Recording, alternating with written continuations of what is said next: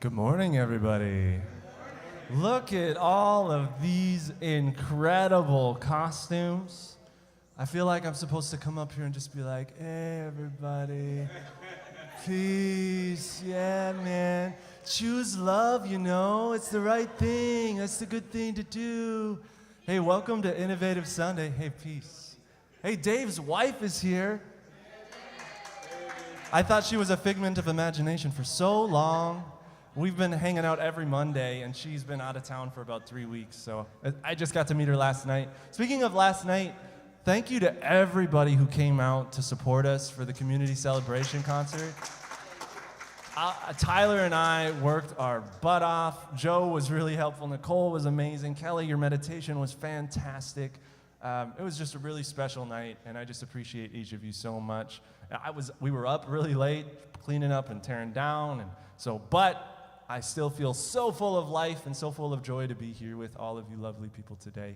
And today we have a very special treat, of course, because it is Innovative Sunday, which means we get to listen to the brilliant minds of Kelli von Heydekampf and Reverend Stacey have a great conversation today about the masks we wear and authenticity, which is ironic because we're all in costume, right? I think it's a perfect fitted conversation, and we're going to start today with a classic song. So I'm going to welcome up the band. We got Tyler Think 2 on the bass. Let's hear it up for Tyler.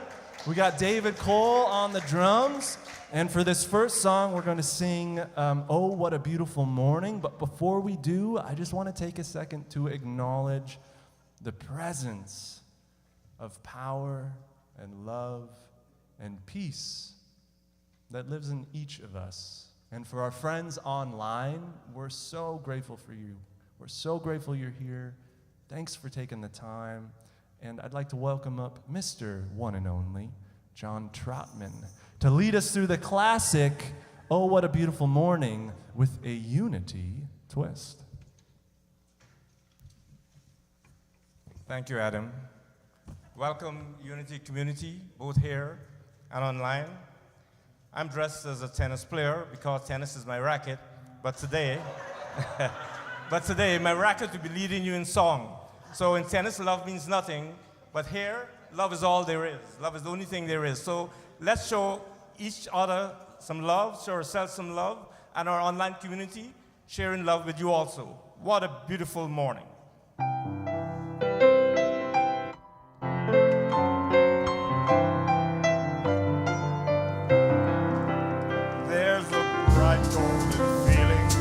Gladness. There's a bright golden feeling of gladness. And life is a song when you lose every fear, and you hold to the truth that makes all things so clear. Oh, what a beautiful morning. Oh, what a beautiful day. I have a wonderful my way. It is love that keeps my heart rejoicing. It is love that keeps my heart rejoicing. The richness of spirit fills each tiny cell with a melody thrilling and making me well. Oh, what a beautiful morning. Oh, what a I have a wonderful feeling, all good is coming my way, and the blessings of God are like music, and the blessings of God are like music. His harmony, love, and His peace are all free, and we're showing His beauty in all that we see. Oh,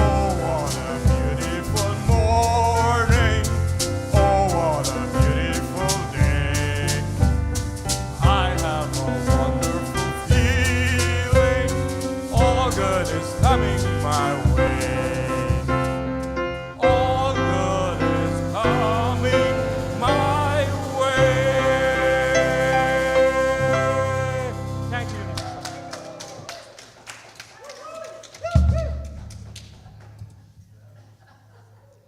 morning, everybody. Thank you for being here. Thank you to everybody online for joining us. And I would just like to take a moment to set our intention, reminding us all that our entire service is a prayer. Our entire service is a meditation. Our entire life can be these things and are these things as well. So our service looks a little bit different today. For anyone, just a little bit different. For anyone needing prayer support, we have our prayer chaplains available as always. And to you online, if there is additional prayer support or additional meditation time that you would like, Silent Unity is an option, or anybody is free to reach out to Reverend Stacey for that extra prayer and meditation time as well. So let's just keep in mind that we are already in prayer, we are already in meditation, and we are already establishing that connection to the divine.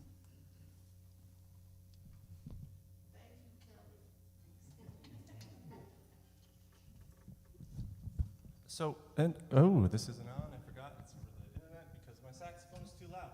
Also, on the website, on the new website, there is a prayer request form if you ever want to submit a prayer. We're going to play a song now. It's called "Fly Me to the Moon." I love this tune. And when I picked it, I called Judy and was like, "Hey, how did you feel about this tune?" And she said, "Well, fun. That's the song my husband proposed to me to." So, how long have you been married now? 57 years. 57 years? I would like to dedicate this song to the unbelievable Judy Moen and her beloved partner, who is just spectacular if you haven't had the chance to meet him. Did you do an intro on this one? I don't remember right now. Sure. Okay.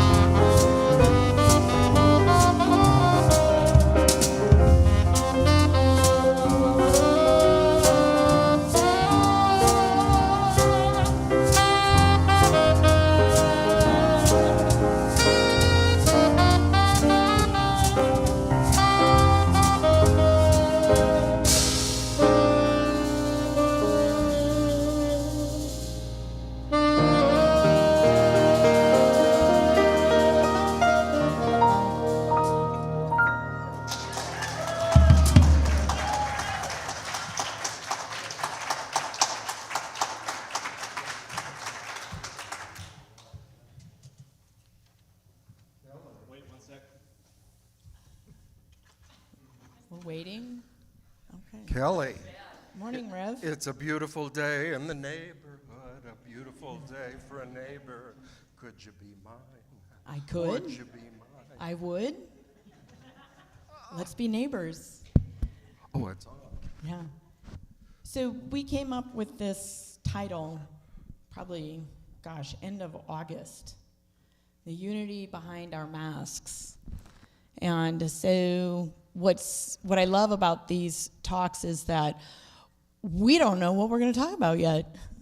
I've got some ideas It's a happening. in my head mulling around, and you've got some ideas in your head, but we haven't talked about what we're going to talk about. I have, and we didn't even know what costumes we were going to show up as, and so I was trying to just. You were amazing yesterday. Oh, thank you. Thank you. And I was a little afraid you'd wear that this morning and I wouldn't be able to talk to you face to face. With my hot pink wig. Anyway, in contemplating this idea, the unity behind our masks, I was trying to decide on a fitting costume. And so it looks as if I just came right out of bed. I do promise everyone I did brush my teeth this morning before coming here.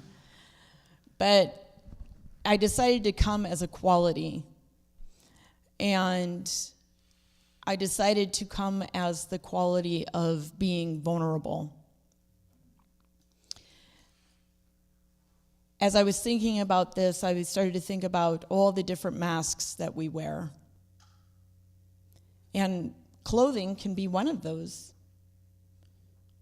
We put power suits on. I know that we use these things because there is so much going on in my body right now saying, what are you doing? Because it's one thing to know that I'm sitting among friends in a supportive community, and it's another thing to know that we're being recorded, and this is going online with my name attached to it, and that people could put a Google search in later, and this could come up. And that really triggers something in me. It's very vulnerable. Because don't we work very hard at crafting our personalities, our personifications, crafting how we wish to be perceived in and through other people's eyes. And yet when we strip all of that away, can we enter into unity with one another? Can we look beyond the differences and can we be vulnerable with one another? My husband didn't believe me this morning when he said, aren't you getting ready for church? And I said, I am ready.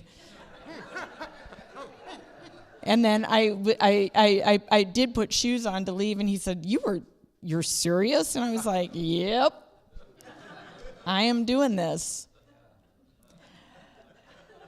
So that's the lead up to this service, the unity behind our masks. I'm telling you. I heard that line a number of years ago when I attended the church in Houston, Texas. My mother came to visit, and she knew unity was pretty laid back. Anything worked there. And so she decided she wanted to wear what she wanted to wear. So she put on a gold lame blouse and black velvet capri pants, and I'm sure interesting shoes. And as she left the house, my sister-in-law said, "Are you going to church like that?" Well, she had already been that before, being the first one in the Baptist church to wear a leather pantsuit. That stirred them up quite a bit years ago. But Kelli, I was having some similar reflections. when I was in ministerial school, we had a big discussion, and I mean a big discussion, about what we were going to wear for the ordination ceremony. And that's a big deal, because that's when they believe God is conferring a blessing on you for your willingness to serve others. And we were getting real uptight.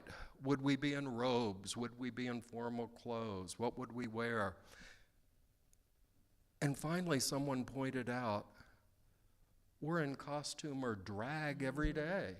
Just like you said, whatever we wear, jeans, formal clothes, whatever, we are making a mask, as it were, or a costume of how we want the world to see us. And that can be challenging, because in unity we're always wanting to behold the Christ within, the truth within each individual. But sometimes it's hard to see through the costume, hard to see through the mask to the truth and beauty of the individual. And that's a challenge for all of us, because we have to remember it's not just our costume that we choose. Others costume us. They see us in a particular way, and somehow we have to be vulnerable enough to let our inner truth show to others. And I can certainly confess, being an ordained minister, certain people see me in a costume. They have a lot of assumptions about the minister. Yesterday in Adam's concert, our beloved Thomasina Petrus did this amazing, I told her, I said, I've never heard that song done so well. Cole Porter's Love for Sale. It's about selling love on the street. As a matter of fact, when he wrote it for Broadway, it was thrown out because it was too risque. She did an amazing job. But even Thomasina said after the concert, well, I was up there singing, wondering what the Reverend was thinking about this song. So we make a lot of assumptions, and you may think you're vulnerable and completely yourself this morning, but others are seeing you in a particular way. And it's not easy to break through all this covering Well, to and really be yourself. And I think it can go both ways too, because sometimes we have periods in our life where we want to step into something bigger. We want to become something bigger. And so these costumes can be very advantageous to help us step into that personification of being fabulous. I mean, I'm looking at Yvette here with this amazing hair. Whoa! And I mean, Whoa! that has fabulous written all over it. And so just a little side note, this is an interactive service, and Adam's got a microphone, so we are encouraging people to share their ideas about this as well. So Yvette, if you have anything to say, but I am curious, when you put this outfit on this morning, was your feeling of fabulousness elevated? Would you like to speak to that? Adam's got a mic. And of course, right now it's not turning on. Yvette, would you mind coming up and saying a few words about that? Plus, on the camera, do it better. Yeah, thank you. Because this is, we need some music. This is fabulous. Good morning, Unity South family. I really agree with Kelli in terms of clothing and dress. I am very intentional on a daily basis of dress. And yes, Tina Turner is my go-to. Tina Turner is my go-to for Halloween. I pretty much do Tina every Halloween that I choose to celebrate. And I love her voice, I love her message, I love her joy. And that is one of the things that we do at Unity in terms of prayer and joy and supporting one another.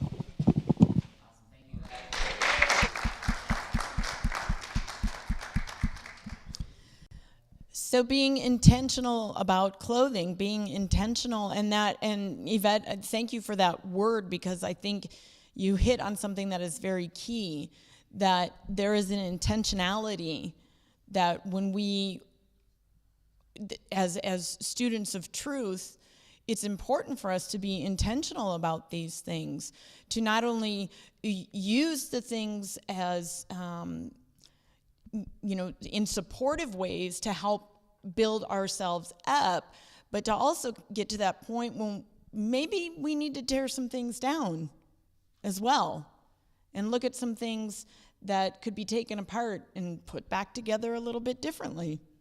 I agree.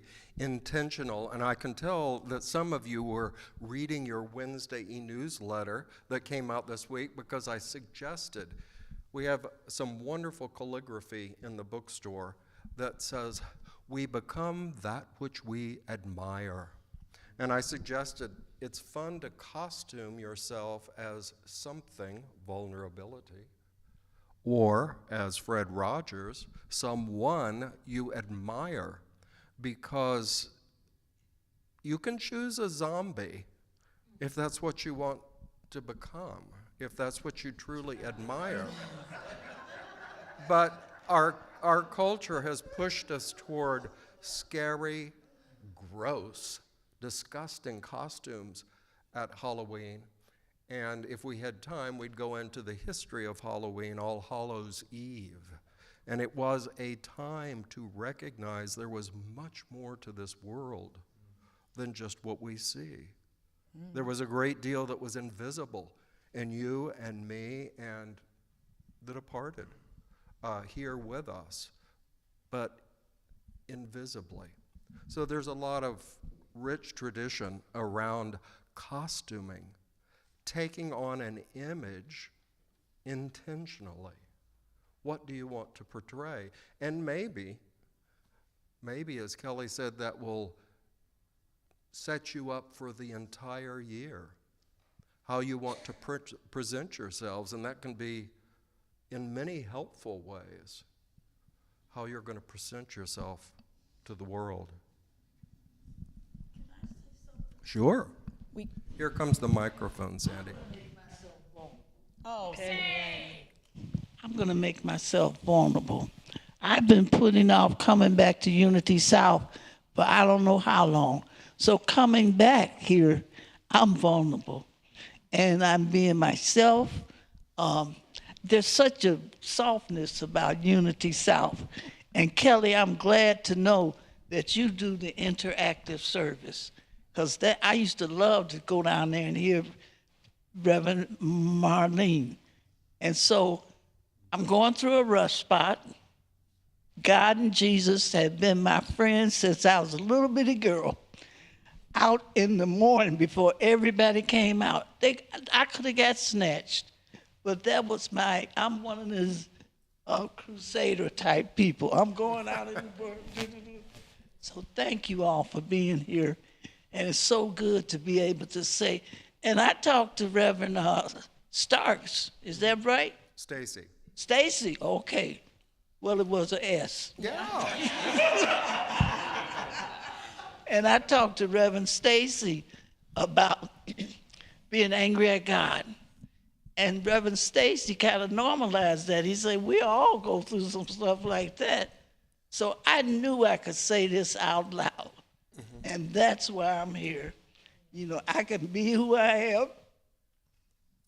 And that's okay. Thank you all. Thank you for being here. thank you. You're welcome.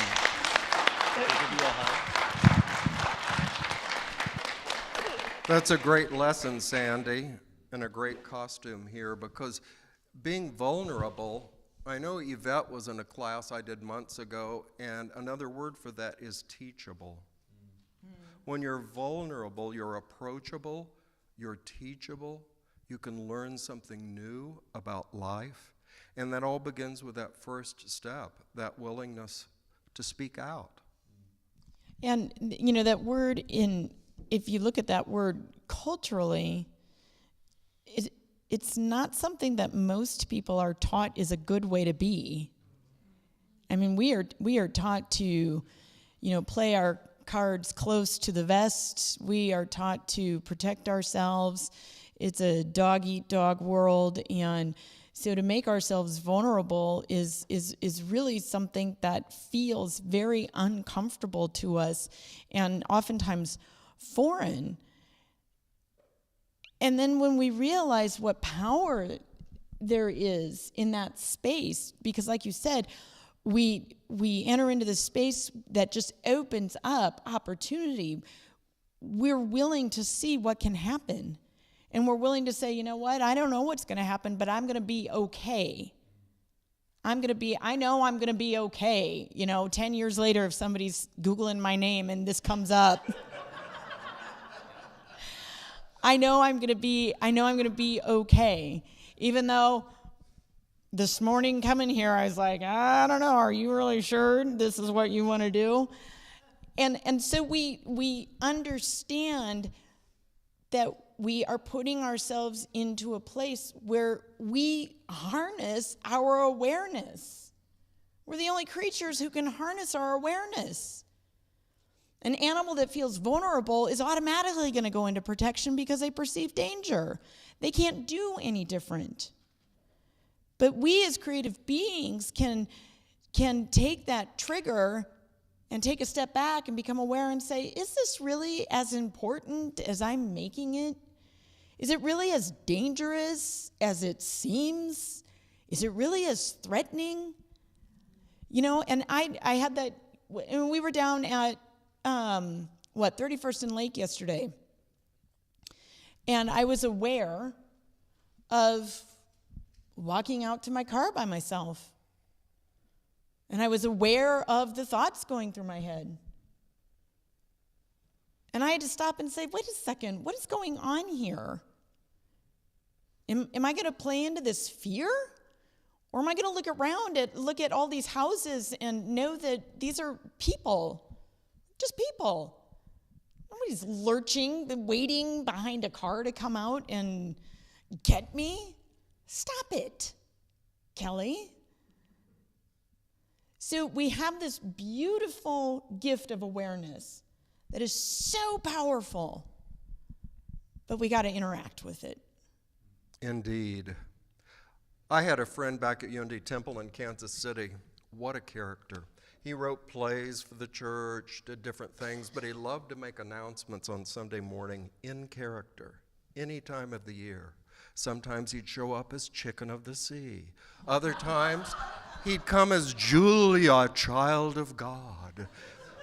But the fun part that was really vulnerable was he didn't drive, so he came from Midtown, like uptown, to the church on the bus in costumes. Oh, wow. Talk about being vulnerable. But there is a benefit, I believe, in being ourselves. And I learned it myself a long time ago around my college years. And I was trying to figure out this thing called dating. And at first, from everything I heard, you needed to play your cards right and try to be a people pleaser and make yourself appealing to someone else. And I was dating someone that suggested I would look so much better if I would dress differently than I did. Real preppy, khaki pants, a nice Oxford shirt and all that. You know me well enough to know that's not me. And in that particular relationship, for the first time, I tried to drop the games, the costumes, and be me. And when the relationship ended, and I was told, go away, I had this profound sense of I was myself. And if you don't like that, that's fine, that's understandable. But what if I had been all costumed, trying to be someone else to keep the relationship going? Then when I got the Dear John letter, I wouldn't know what to think. But there was a real satisfaction in knowing when you're being true to yourself, whatever your costume is.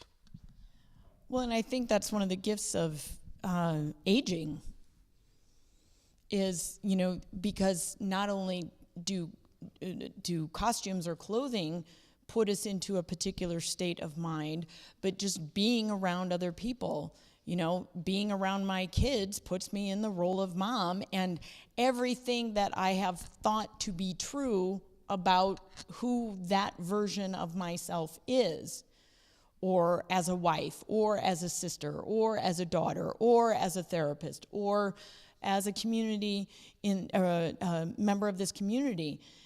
And I think the aging process allows us to kind of go to that core of, okay, what is the common denominator here? Who am I, and how can I allow more of that to come out in each of the different roles versus the roles defining who we are, and then becoming this different person every single time. So I see that as one of the definite gifts of just development, and one of my hopes is that happens for future generations at a younger and younger age, that the external defining factors can be let go of sooner, quicker, easier than it has taken some of us to get to. So I'm curious, in this conversation thus far, has anybody had a realization? Has anybody thought of something, wow, I'm actually going to give myself permission to let go of something? Or I'm going to give myself permission to invite something in, to step into something bigger, bolder. They're looking a little scared, Kelli. Yeah, but my I see big eyes. My improv training has taught me you wait long enough and someone's going to fill that space. One thing that really connects to me is what you're talking about is the power of building awareness and being intentional with your, whatever you want to call it, costuming or masking, right? I remember seeing a story at some point about this band of musicians that actually got really successful, but everything changed for them once they decided to put on makeup and sort of like a bigger rock star superhero kind of outfit thing, because it allowed them to bring out parts of themselves that they weren't comfortable bringing out on stage without it. So they kind of got to adopt a persona, a character, and all that. And that can be really, really helpful and valuable when you know what you're doing and why you're doing it and all of that kind of stuff. But then, of course, there's a balance there, and you don't want to lose yourself outside of it or allow your self to become, to lose yourself in that, right? So that's something that I want to be maybe more intentional about, and with those that I interact with or work with, continue to use that as a strategy. If you're afraid of trying this thing, how can you approach it? It's something you deep down you want to do, but maybe you're resistant to doing it, showing up as your maybe most authentic self. How can you maybe put a little bit of a character or a persona or something to it to allow you to do something you want to do but are maybe hesitant to otherwise, that kind of thing. That little bit of distance or space or whatever you might call it. So something that occurs to me. Thank you for sharing. I have been struggling. I'm 80 years old. And truth be it, I didn't think I'd live this long. But being intentional, I've been resisting. I'm 80 years old, and I'm resisting being 80. I put on the pierced ears and the lips, but I'm still gonna do that anyway. I am. I'm still gonna do that. But I want to have a place, and I live in a nursing home, and it's like a closed system. No, they don't want to change. And so I really would like to have a group where we can talk about getting older and how we feel about all of that stuff. And I introduced myself as Tina Turner, But my legs are better. I love comedy, but I also have to remember that I'm 80 years old. I'm blessed for being this old, and I never would have lived this long without Jesus and God. I'm a recovering heroin addict, and so I worked the streets to get money to buy the drug. I've been sober. I stopped counting. I used to have to count. I couldn't get 3 months. But now I've been sober since 1992. And thank you. Thank you. And I've recovered from cigarettes a long time too. And ain't no way in the world. I've run for office. I have a certificate in computer operator. I have a certificate in chemical dependency counseling. I have a degree in human services, and I have an MSW. And part of that for me is I've been so blessed. I've had people reach back for me when I couldn't even talk. And people reached back for me till I learned to stand up on my own. So I'm here, and I'm myself. And God is with you. All I can tell by this feeling that I get. And so I'm glad I'm back. We're glad to have you back, Sandy. Thank you. Yeah. I'm glad. You know, which reminds me as well, our very dear Loretta Taggart reminded us, get rid of the numbers, folks, because with it, you know, it has a whole bunch of definitions attached to them. Being 80 has a whole list of definitions that are supposedly attached to it. Being 50, being 75, getting older. You know, take whatever identity you want to choose, and there is a particular Weight. Yeah. The weight number. The weight number. Oh, I'm 25 pounds overweight. I'm supposed to feel this way. I mean, it's so 25? embedded. Who are you pointing to? No fingers were pointing. Oh, okay. No fingers. But those numbers come with a specific emotional baggage attached to it, you know? And we forget that we get to choose if we want to unpack that suitcase and just travel light.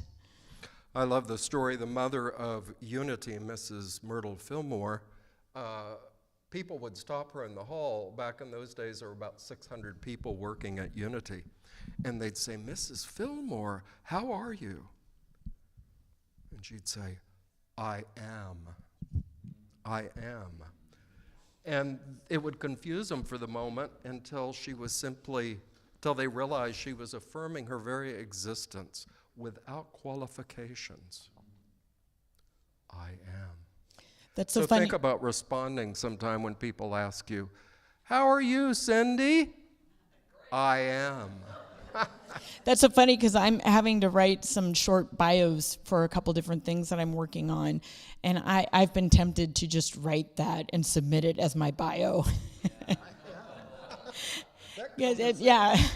So I don't know that they would still accept it, but I've been tempted. So a final opportunity for anybody in the congregation and online, if there's anything that you would like to type into the chat box and offer. You know, we'd love to have your input from our online audience as well. Tim. I want to say that for me, it's like continue to work on having folks around me that support me with my higher best self. Yes. Versus being stuck in darkness. Yeah. Trying to be like them. So thank you. Yeah, love it, because that support system is that we get to choose who we surround ourselves with, right? Exactly. Some wise person recently said to me, how can God love me? How can God love me? And I think God sees through all our costumes and masks because God loves what we are. God never stops loving us.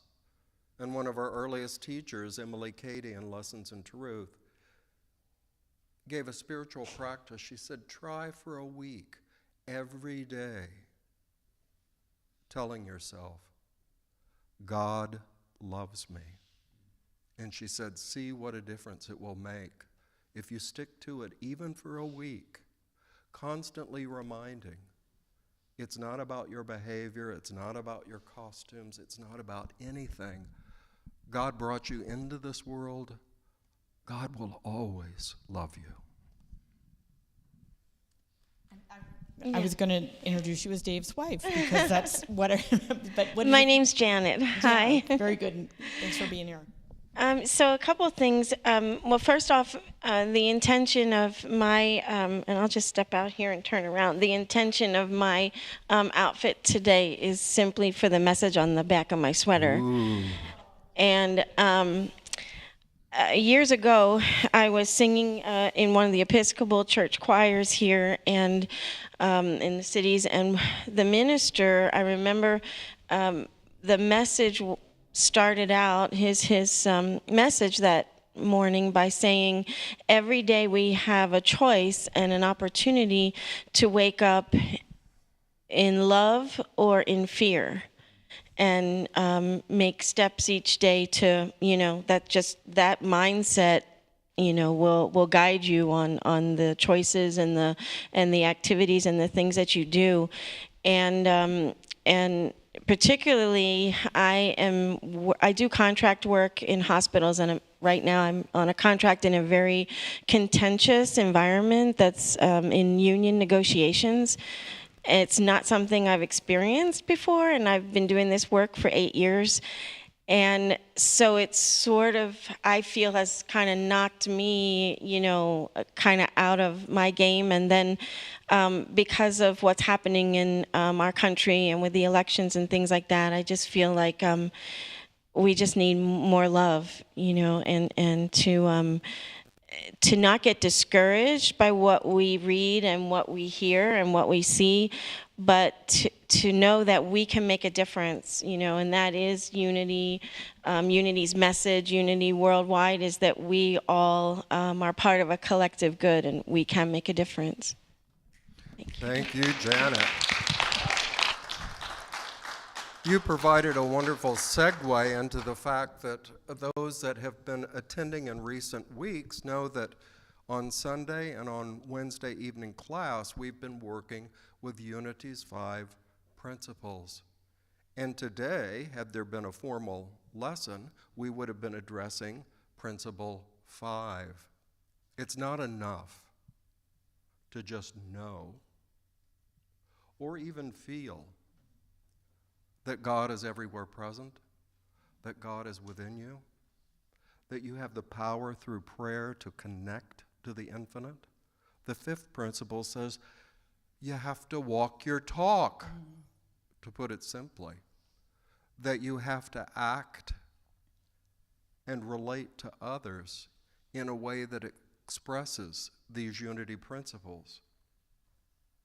That if you're a creation of the divine, how are you going to show up in the world? How are you going to be with others? Walking your talk. And that's perhaps the most vulnerable and authentic way we can be, to act as an expression of what we truly believe of ourselves and others, what we believe of life and this creation that God has brought forth and we're a part of, a good part of. I love things. I love it when just things with great synchronicity just come together. So I'm going to close out my part with sharing from today's Science of Mind reading, Embodying Pure Love. We are constantly crafting mental equivalents, then tweaking or shedding them. Somebody praises us a little, and we shift. Somebody else criticizes, so we shift back. Of course, mostly it's our self-praise or criticism that moves us around. Ernest Holmes suggests that we notice that right now we embody pure love, just as we are, unembellished.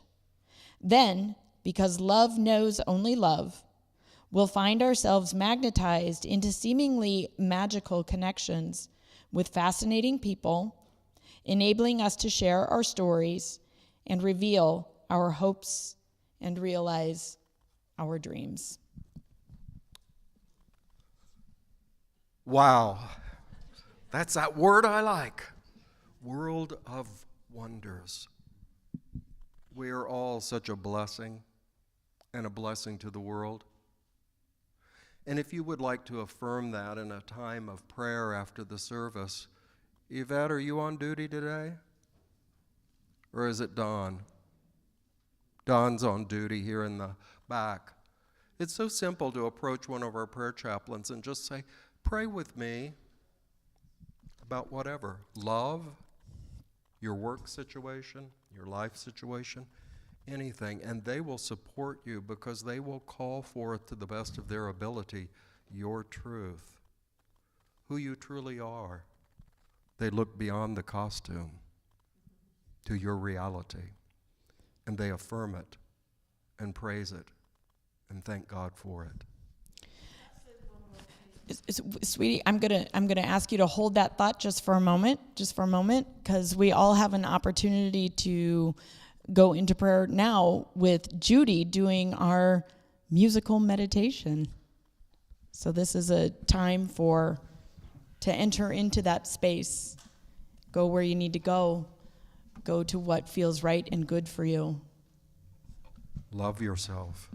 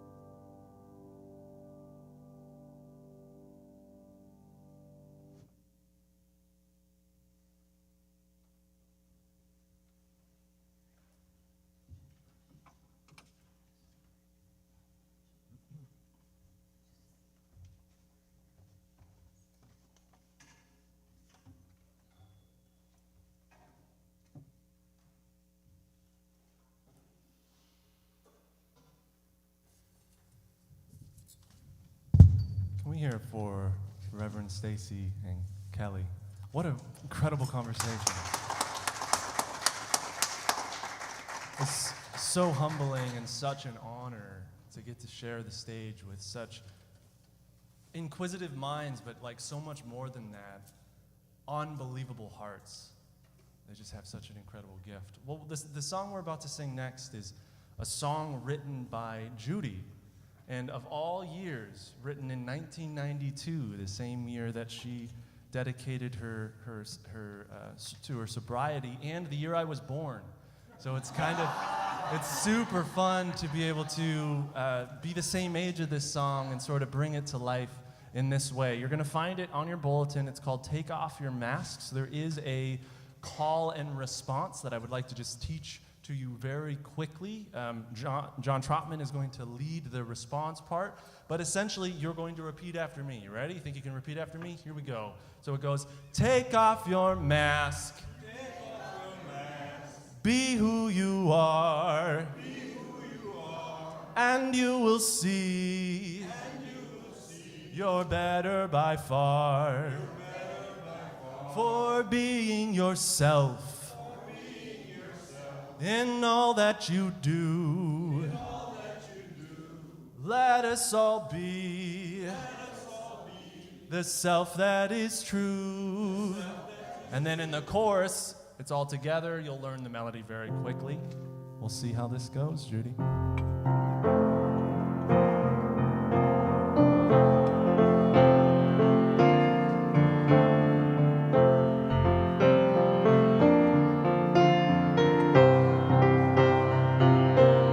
Take off your masks and be who you are, and you will see you're better by far. For being yourself in all that you do, let us all be the self that is true. Feel free to stand up. Let me be me. Let you be you. Let us all live a life that is true. Let you be you. Let me be me. Let us all be who we were meant to be. Some strive for attention. Some try to be rude. Some try to be different. Some try to be cool. That's me. Whatever we want will happen if we get out from under our shell. There are dreams to follow and paths to find. We can do it well. Take off our masks and be who you are, and you will see you're better by far. For being yourself in all that you do, let us all be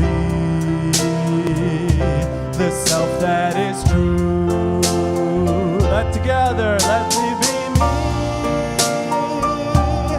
Let you be you.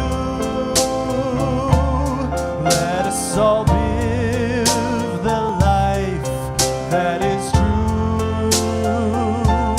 Let you be you. Let me be me. Let us all be who we were meant to be.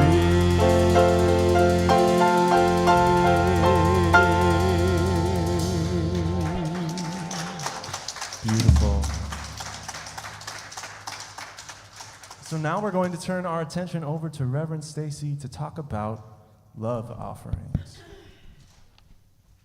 It's time for our gifts. And being Halloween, and a time of mystery and surprise, I want you to pay close attention to what you choose to give today. And you're going to have to watch real close. And as you make that gift, notice the miracle of what you called mine being transformed into what we call ours. Giving the good in our life, which is God's expression, individually. Now we're going to create the good of God within our community so that it may prosper, welcome others, bless others. And as we collect the offering, our musicians are going to lead us in a wonderful song I wrote. He wrote it. Fred Rogers wrote.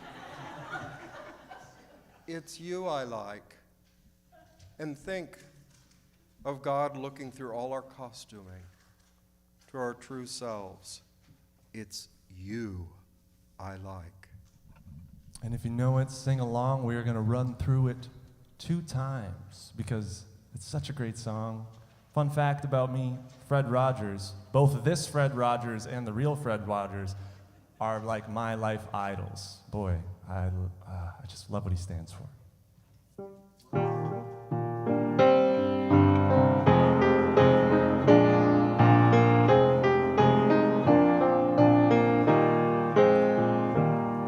It's you I like. It's not the things you wear. It's not the way you do your hair. But it's you I like. The way you are right now. The way down deep inside you. Not the things that hide you. Not your toys. They're just beside you.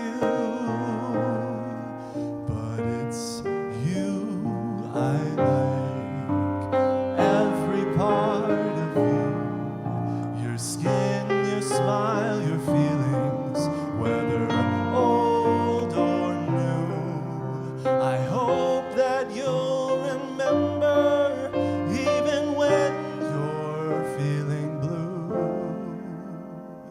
that it's you I like, it's you yourself, it's you. It's you I like. 3, and it's you I like.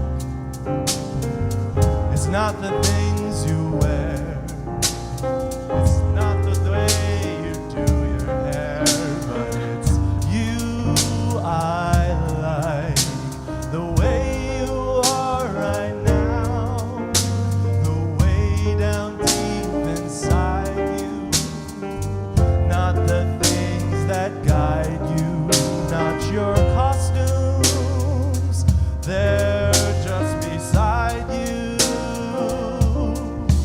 but it's you I like, every part of you, your skin, your smile, your feelings, whether old or new. I hope that you'll remember, even when you're feeling blue, that it's you I like, it's you yourself, it's you. My friends, it's you.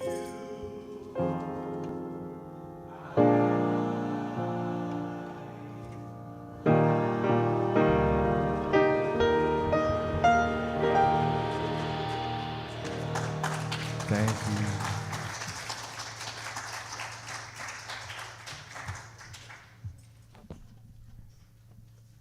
Well, here comes a chaplain and a queen, or king, or you're just royal, whatever you are. They've brought our gifts, and so let us bless them. And to bless them is to see the truth in these gifts, that they were given in love, willingness, to bless a greater good, a common good that we share as a community, and shine out to our greater city. Thank you, Father, Mother God, for your presence in our individual lives as good and your presence in our community as abundance. we dedicate these gifts to doing good work. And so it is. Amen.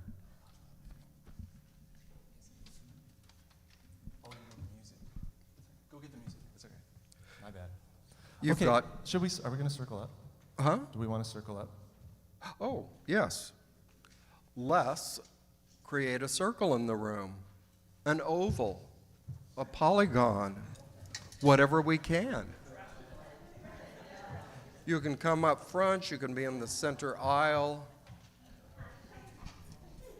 We'll just get out of the formality of these rows.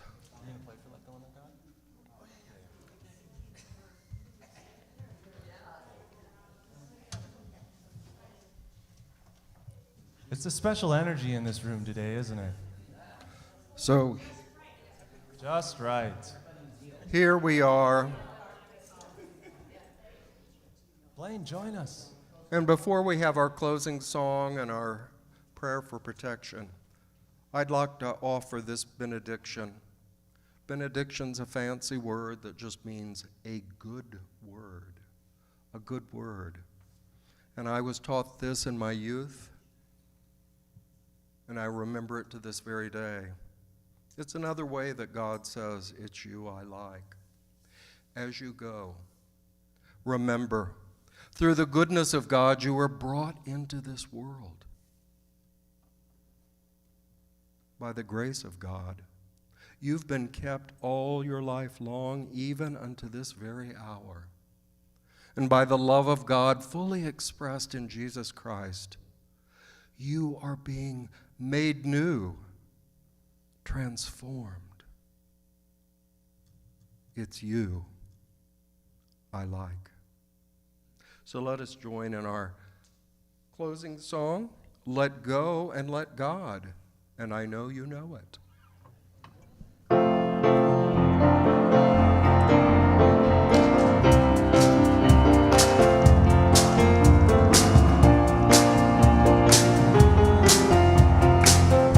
Here we go, friends.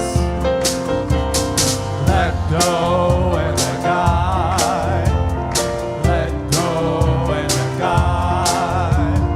Let go and let God be in charge. Let my worries go. Let go and let God. Let go and let God. Let go and let God be in charge. Let my worries go. Let go and let God. Let go and let God. Let go and let God be in charge. Let my worries go. Last time. Let go and let God. Let go and let God. Let go and let God be in charge. Let my worries go. I was so ready to let my worries go, let me tell you. Goodbye, worries. Woo! Woo! Let them go. Thank you, dear friends who've joined us online, joined us in this time of exploration, mystery, vulnerability, and authenticity. Remember, choose how you're going to show up this afternoon and tomorrow and tomorrow and tomorrow. Let us close our time together with the prayer for protection. The light of God surrounds us. The love of God enfolds us. The power of God protects us. The presence of God watches over us. Wherever we are, God is, and all is well. There are bountiful treats downstairs. Let's go enjoy and amaze each other.